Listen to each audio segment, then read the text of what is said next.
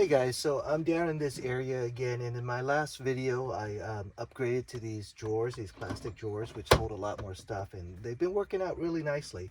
But I want to improve on this area a little bit more, and this power port right here is a 120, and the USB ports are also connected to the 120, so it's not live all the time. It's only live when I turn on my inverter. So I want to make some power ports that are always live, USB, and also cigarette lighter, so that I could run my rice cooker. This is a really cool little rice cooker, and it works great. And I want a plug for it down here. So I got the solution for it in this box today.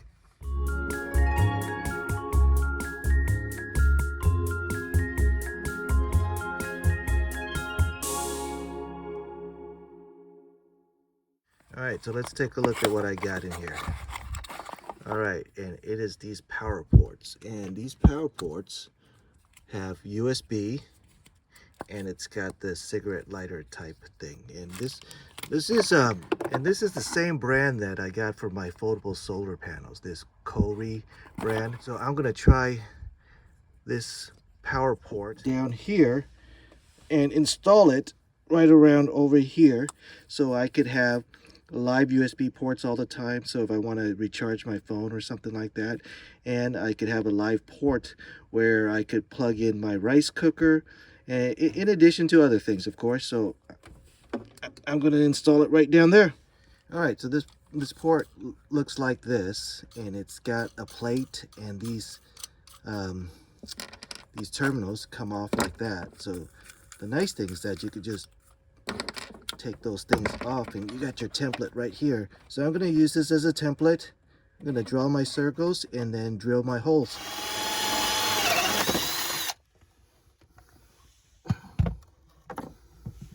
All right, so now that the holes are drilled, the install of this guy is really easy. You put those two guys in, and then there's a little nut that you tighten up in the back. I'm not going to do that yet. I'm going to install the wiring first, and then I'm going to tighten it up. All right, I got the wiring in. Let's give it a test. All right, so let's give the ports a test. I got my rice cooker here. This is the coolest little rice cooker ever.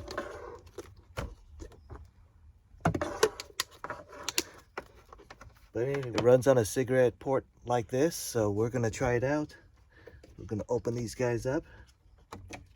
And of course you could see from the blue lights that, you know, it's hooked up, it's working. But we'll confirm it anyway. So that's good. I got these ports like I wanted. And you know, these blue lights, they don't consume a lot of power. You know, I mean, for the most part, this is hooked up to my solar panel, so I could leave it on all the time if I want, no problem with these little LEDs. It's not going to consume very much. Or I could have a switch to turn it off, but I'm going to decide later what I want to do. But for now, just leaving it on all the time, leaving it live all the time, and just leaving that covered is good enough for me.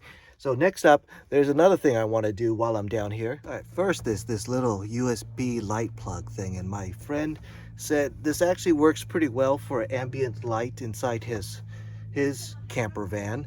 So what you do is basically you just plug it in, and there's a light that glows underneath. So we're going to check that light out at nighttime. You can't really see it now, but you can see it's definitely something on. And then turns off by just kind of unplugging it a little bit.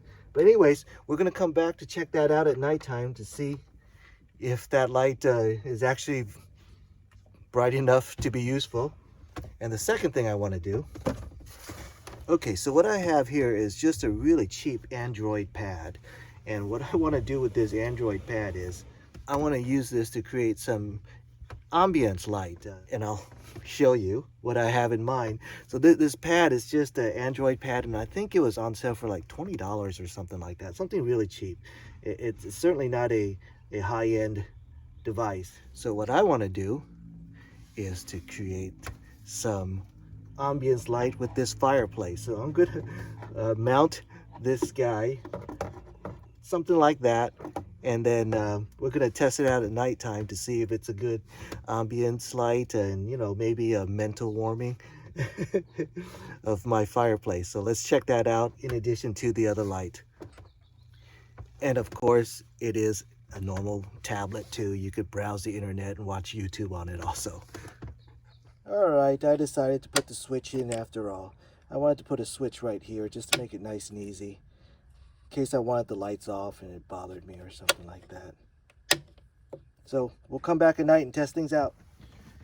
All right, it's nighttime. I'm back in the van. I thought I'd try out my other stuff. So what I did was I installed some Velcro, some right here and some Velcro right here for the fireplace. Let's take a look at that.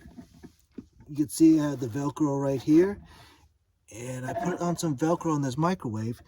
And the reason why I did that was I was thinking, hey, this might as well double as my movie theater too. I'll show you that in a second. All right, so I got my fireplace all set up, and I have these Velcros in the back, and I'm gonna stick it onto that Velcro strip. And there, I got my fireplace. So let's turn off the lights and take a look at it.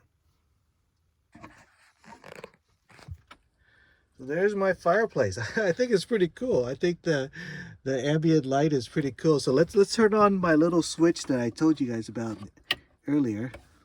All right, so that's that little USB light. And look at this. I think it's actually pretty cool. I hope the camera's picking it up, but you know, I could kind of heat my mental self up over the fireplace since it's not real. It sure looks kind of cool. Not bad. All right, so let me show you what else. Let me turn on the lights. I'll turn on the lights and let me show you how it'll work as my my screen. So when it's not in fireplace mode, I could use it as a bit of a little TV screen or a movie screen, and I could watch my favorite camper build YouTuber right here while I'm resting. I think it's pretty cool. All right, so that's my upgrades.